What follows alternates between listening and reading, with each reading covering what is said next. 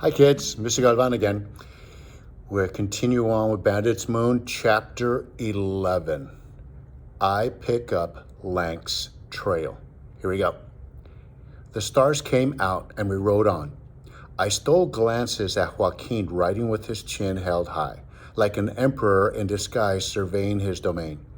He seemed to have friends everywhere, countrymen he trusted, and some nights we slept on some small ranchos in regular beds. I was almost forgetting what mattresses felt like.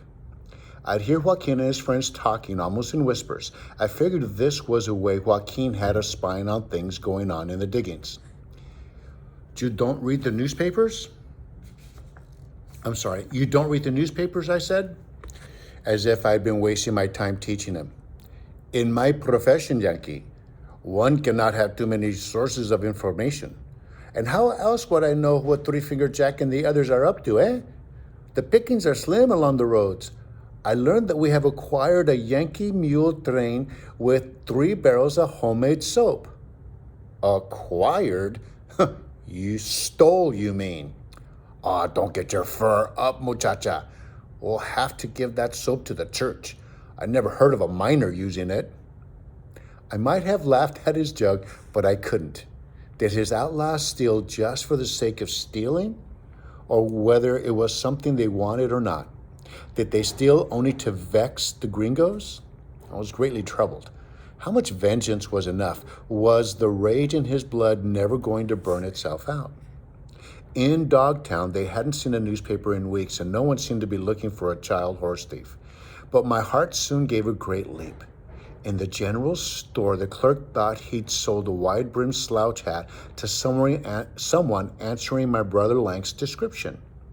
And a growing boy in a new floppy hat had seen in Butte City.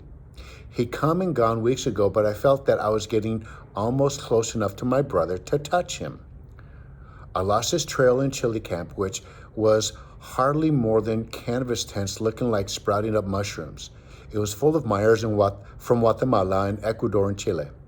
Joaquin didn't entirely trust the Chilenos, as he had called them, whether they were from Chile or Ecuador or Guatemala. They weren't his countrymen, and he said they'd turn him in for the reward if they had the chance. I was beginning to wonder if it was against the law in the diggings to like anyone who wasn't of the same stripe as you. I think Joaquin was meeting with one of his spies when I returned to the woods with news from Chili Camp. I heard a horse crashing away through the brush. What did you learn? Joaquin asked, turning to me. Well, first, I said like a schoolmarm, first, you'll notice if you look down the road and the sign on the tree, it's spelled wrong. Chile, the country, is spelled with an E at the end. Second, I saw the imposter, big as life, the man in the road who pretended to be you. The fool who tried to hold me up? The same, and still riding that rattle-boned horse. Joaquin absorbed this information with a smile and shrugged. I trust he won't make a further bother of himself. You have been to Sawmill Flat. Of course not. We will go there. Third, I said, I heard a rumor that a big posse had been formed to hunt you down.